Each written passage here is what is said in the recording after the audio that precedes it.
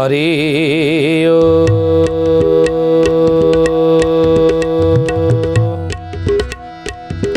ओम भूर्भुवः स्वः तत्सवितुर्वरेण्यं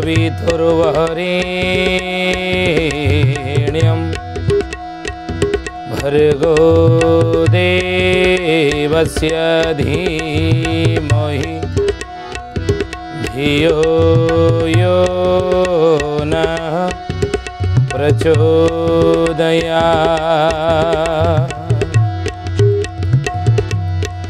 नमस्ते अच्युतानन्दं नमस्ते जगन्नाथाय नमो जसवन्तानन्दं बलराम नमो नमः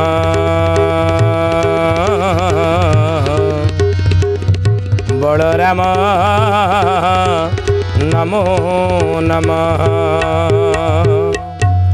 बोलिए महापुरुष अच्युतानंद जी की जय। शुद्धि जानी ज्ञानी गुणी मंडली आज मालिका वचन को आपण मानक स्वागत जनाऊँ। आज मालिका वचन रे आम आलोचना करिया जाऊँगी महापुरुष अच्युतानंदकर मालिकार नाम होउची 64 पटल। आउ ये 64 पटलर प्रथम अध्यायर विषय कौन ना महापुरुष शिष्य रामचंद्र को कहते कहले धन रे धर्म रे आघात लागे जेते बेले आसी सबु जुगरे सत्य त्रैतया द्वापर कली ये 4 जुगरे जेते बेले धर्म रे आघात लागिवो सेते बेले धर्मर क्षय हब। आउ से धर्मर क्षय हेले प्रभु धर्म रक्षा पाई कौन करती अवतार ग्रहण करती अरूपर रूप होई निराकार नराकार ही अवतार ग्रहण करती से विषय आम आलोचना करुचे जे ये हूँ सृष्टिर विवर्तन क्रम विवर्तनवाद किभली क्रम चली देखु महापुरुष कहले बाबू रे जे राम बलराम कृष्ण चंद्र दुई भाई होई गोपालंक संगे धेनु चोराइल जाई गोमातार सुरक्षा हेले ये 4 माँ आम 4 मार कथा कहूला ना 4 माँ आज दुखी गोमाता पृथ्वी माता गर्भदात्री माँ ये 3 आउ कौ माँ गंगा माता ये 4 माता आज दुखी अच्छा कहीं 4 माता कषण पड़ी महापुरुष लिखी कहले वैधव्य विधर्मी शासन करिबे गुआले मरी भगाई बहुड़ल गुहाड़े मरी बगाई देव धर्म मान बड़े हरि नेबे देवता ठारू छड़ाई जय जगन्नाथ जय जगन्नाथ जय जगन्नाथ जय जगन्नाथ। तेणु महापुरुष अच्युतानंद कहले रामचंद्र रे वैधव्य विधर्मी शासन जेतेबेले करिबे गुआले मरिबे गाई अर्थ गोहत्या सेतेबेले संसार रे जोरे बढ़िबो गोमाता उपरे कषण सेतेबेले जोरे पड़िबो आउ सेतेबेले देवद्रव्य मान बड़े हरि नेबे देवता ठारू छड़ाई देवद्रव्य मान सेतेबेले हरण हबो। हे सुथी जने ज्ञानी गुणी मंडली महापुरुष अच्युतानंद शिष्य रामचंद्र को कहते राम रे कली जुगरे कौन ना देखिब तुम्हें कौन देखी ना देखिब देवस्व राजस्व ब्रह्मस्व ये 3टार हरण हब जो देवस्व जो राजस्व जो ब्रह्मस्व हरण करने को आज को अनेक वर्ष तले संसारी लोक माने डरुथिले नहीं कलिजुगर लोक माने डरुथिले सेही कलिजुगर लोक माने कलिजुग शेष समय रे यही 3टार हरण करिवे हरण कले कौन हम देवस्व हरण देवद्रव्य गुड़ को हरण करिवे किमिति ना देवस्व निजस्व भावी देवस्व को निजस्व बोली भावी हरण करेंगे राजा महाराजा माने ज्ञानी गुणी मंडली ये घटना घटवा आखे ना ये घटना घटवा आखे ना ଅତୀତରେ ରଜା ମହାରାଜା ମାନେ ବିଭିନ୍ନ ମନ୍ଦିର ନିର୍ମାଣ କରି ବିଭିନ୍ନ ସ୍ଥାନରେ ଦେବ ମନ୍ଦିର ମାନ ନିର୍ମାଣ କରିଥିଲେ କାହିଁକି ନା ଯଶ କୀର୍ତ୍ତି ରହିବ ସଂସାରେ ଆଧ୍ୟାତ୍ମିକ ଚିନ୍ତନରେ ଆଧ୍ୟାତ୍ମିକ ବିଚାରରେ ଆଧ୍ୟାତ୍ମିକ ଚଳଣୀରେ ଲୋକମାନେ ସଂସାରେ ଚଳନ୍ତୁ ବୁଝିଲେ ଏଇ ଚିନ୍ତା କରି ରଜା ମହାରାଜା ମାନେ କ'ଣ କରିଥିଲେ ନା ମନ୍ଦିର ଗୁଡ଼ିକ ନିର୍ମାଣ କରିଥିଲେ ମନ୍ଦିରମାନ ନିର୍ମାଣ କରିଥିଲେ ଏବଂ ସଂସ୍କୃତିର ରକ୍ଷା ହେବ ସଂସ୍କୃତିର ରକ୍ଷା ହେବ ପରମ୍ପରା ରକ୍ଷା ହେବ ଐତିହ୍ୟର ରକ୍ଷା ହେବ ସଂସ୍କୃତିର ରକ୍ଷା ପାଇଁ ରଜା ମହାରାଜା ମାନେ ମନ୍ଦିର ଗୁଡ଼ିକ ନିର୍ମାଣ କରିଥିଲେ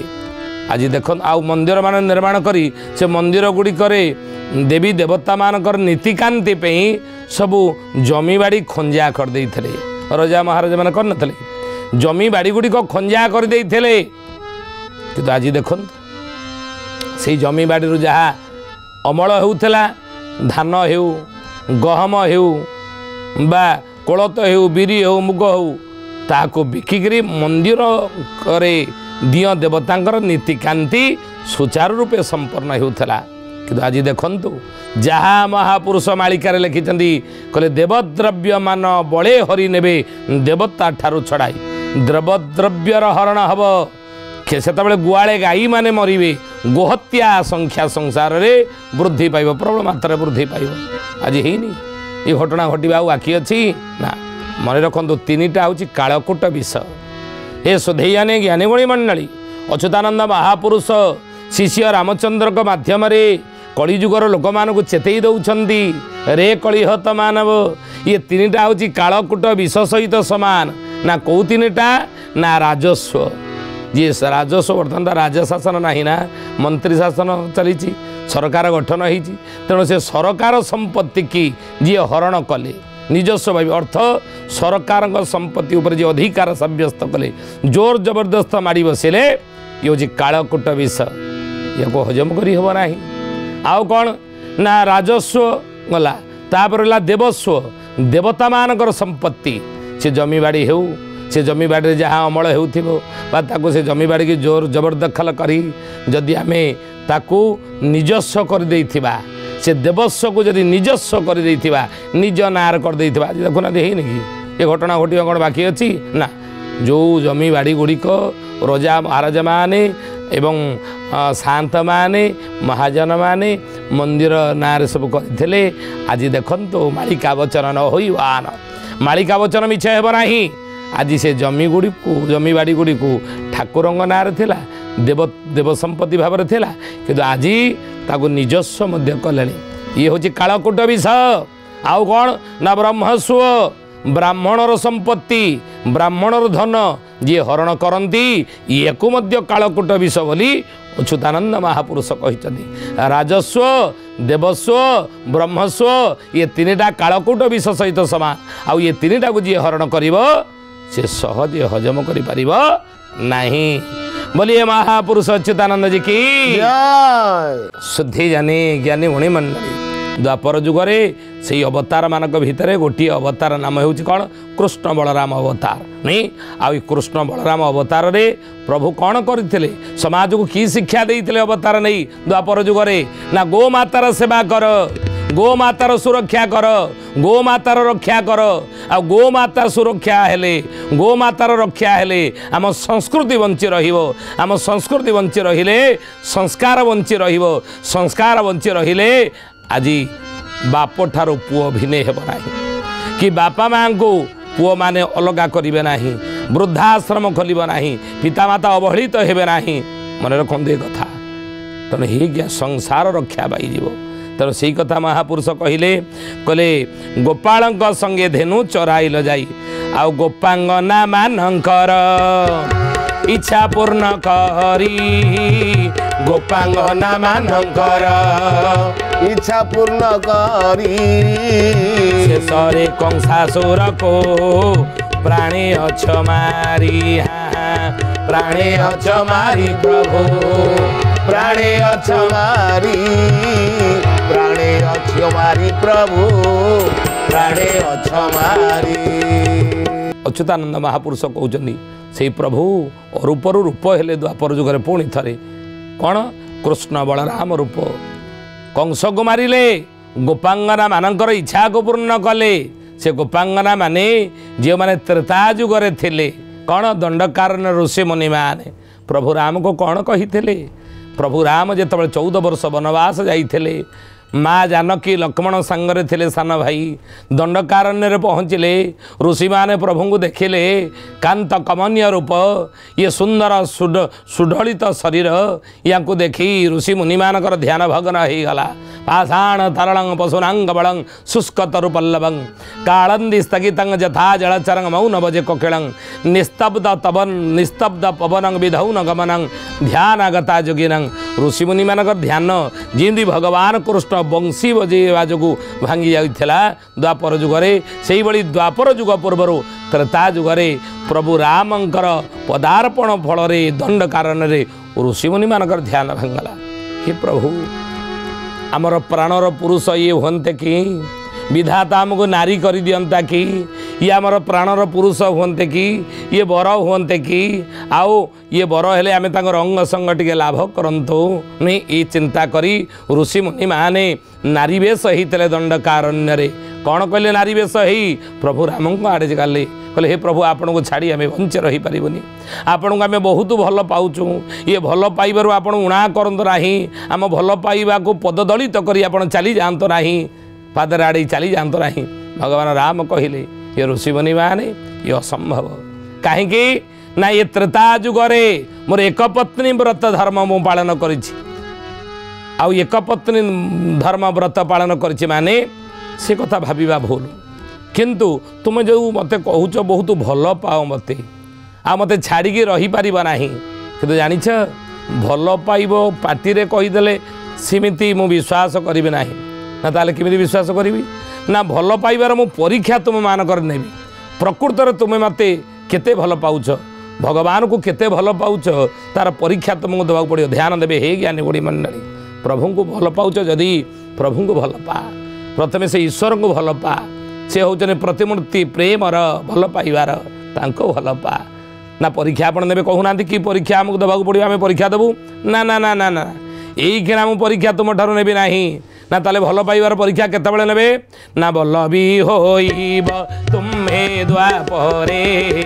ब्रजे रहिबो आमे कंस डरे ब्रजे रहिबो आमे कंस डरे ब्रजे रहिबो आमे कंस डरे वृंदावन रे बरास खेड़ी बल्लभी जनमी एका मैथिली बल्लभी जन्मी एका मैथिली बल्लभी जन्मी एका मैथिली कहले द्वापर जुगरे मोर आउ गोटे अवतार एवं कृष्ण अवतार ये रामावतार मु प्रेमर परीक्षा नेबे नाही ये रामावतार मु तुम भल पाइबार परीक्षा नेबे नाही मते केते भल पाउछ तबे द्वापर जुगरे परीक्षा देव सेतबेले तुमे गोपी हब बही तुम मान नाम अनुसार मो नाम हेब गोपीनाथ मो से अवतार तुम भल पाइबार परीक्षा नेबी ना केमिति परीक्षा नेबे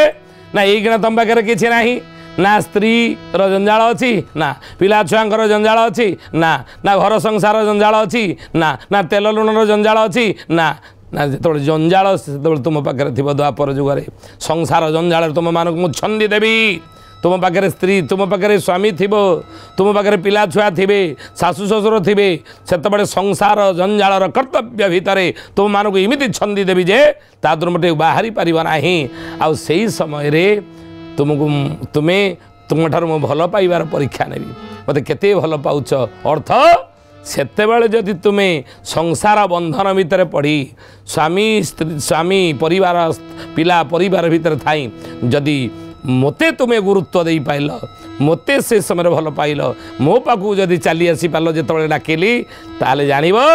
जे तुम्हें मते केते भल पाउछ मु सेतेबेले जानिबी एटा जे भल पाइबार परीक्षा ए भल पाइबार परीक्षा एई भली निया जाय ध्यान देवे हे ज्ञानी बुढ़ी मंडली तेणु महापुरुष से कथा कहले से गोपांगना माने परीक्षा देइथिले द्वापर जुगरे कृष्ण अर्थ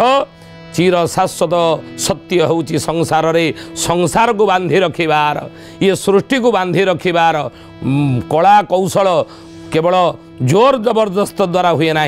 केमिति समस्त हृदय को जितिबा केमिति अन्यर हृदय को जितिबा मन को जितिबा पाई हेले जोर जबरदस्त भाव में नुह प्रेम द्वारा भल पाइबा द्वारा ये संसार रे सबकि आम अगतियार करिपारिबा सबकि आम ग्रहण करिपारिबा बा अगतियार करिपारिबा तेणु भल पाइबार मिली था भल पाइबार प्रेम रे मिली था केबे हेले मिली न थाए कौथिरे केबेले मिली न थाए जोर जबरदस्त रे प्रभु यही शिक्षा द्वापर जुगर देले भल पाओ संसार को भल पाओ मनीष को प्रेम कर सारा जगत भगवान सृष्टि की भगवान कर सुंदर सृष्टि रे थिबा जीव जगत को तुम्हें भल पाओ आ ये भल पाइबारे ही प्रभु संतुष्ट हुअन्ति भल पाइले ही आत्मीयता वृद्धि पाई था भल पाइबारे ही कौन हुई ना निजरपण बढ़ जाए भल पाइबारे ही परिवार वैकुंठ हो जाए भल पाइबारे ही यौथ परिवार होता है भल पाइबारे ही कलह तुटी जाए भल पाइबा जोगु ही अन्य को ता भीतर तुम प्रति विद्वेष भाव दूर हो जाता है प्रभु कृष्ण द्वापर जुगरे ही शिक्षा देले तेणु महापुरुष अच्युतानंद कहले द्वापर जुगरे ये अवतार प्रभुंकर होता कृष्ण अवतार रामरे शुणी बोलिए महापुरुष अच्युतानंद जी की से अनेक अवतार भीतर प्रभुंकर कृष्ण बलराम अवतार कहीं अवतार होता कृष्ण बलराम संसार रे भल पाइबा द्वारा ही सबकि अगतियार करी भल पाइबा द्वारा ही संसार रे शांति प्रतिष्ठा ही पारे युद्ध द्वारा नह आउरी अच्युत कहले या परे शुद्ध भावे पुणी बुद्ध अवतार होई शुद्ध भावे पुणी बुद्ध अवतार होई अहिंसा धर्म प्रचार करिल गोसाई करिल गोसाई प्रभु करिल गोसाई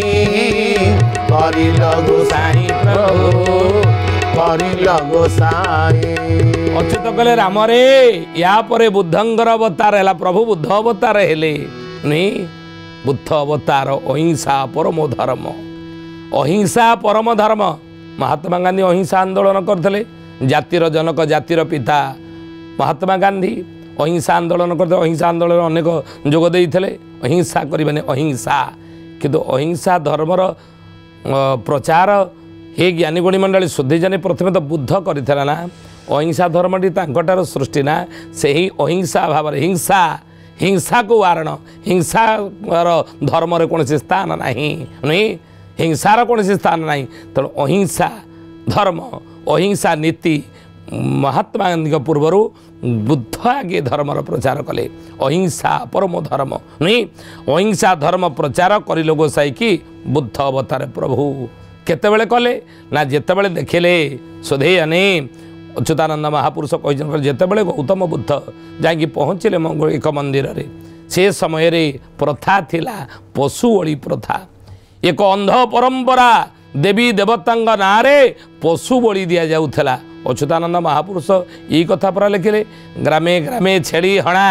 देखी देवा देवी होइबे बणा नहीं देवा देवी माने बणा हेबे किंतु साधारण मनीष अज्ञानता जोगु कहला सेई देवा देवी को नारे पशु बलिर प्रथा ये समाज रे प्रचलित कर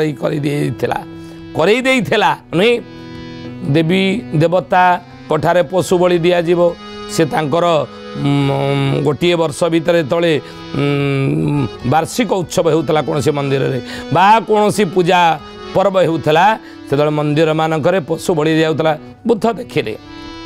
शिष्य मान गहन जाकि पहुँचीते एक मंदिर देखिले निरीह पशु निरपराध पशु जी प्रतिरोध करें कहीं अत्याचार से निरीह निरपराध निष्पाप पशु को बलि दि जाऊला देखी बुद्धंकर हृदय विगलित हो गला ये शुद्धि जानी